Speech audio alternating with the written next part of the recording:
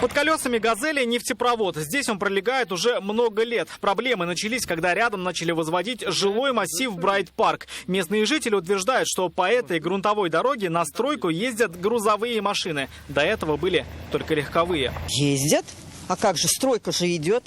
Конечно, ездят. Здесь ездят больше грузы, но что я могу вам объяснить? Это же не должно ничего такого влиять. Компании, обслуживающие нефтепровод, считают тяжелые автомобили причиной возможной техногенной катастрофы. Труба находится под давлением. Заезжать сюда нельзя никакому транспорту, говорят в Транснефть-Прикамье. Нефтепровод первого класса опасности. Для решения проблемы, говорят, нужна установка специального кожуха. Иначе движение грозит прорывом трубы. Тогда нефтью зальет приблизительно 6,5 гектаров.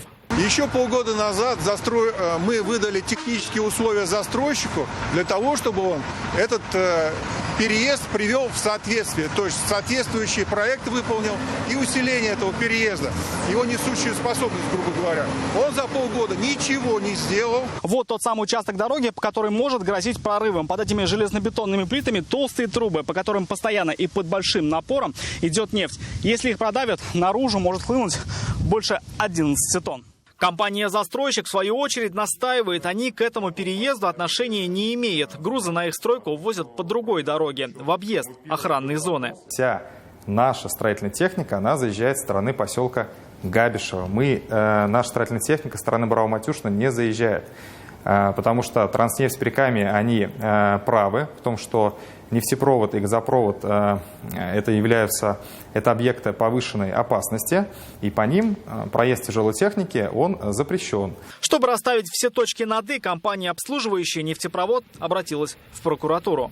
Я думаю, прокуратура изучит наши объяснения, наверное, примет доводы и второй стороны, и соответствующее решение примет. В течение недели прокуратура должна установить, есть ли факт нарушения и с чьей стороны, и принять соответствующее решение.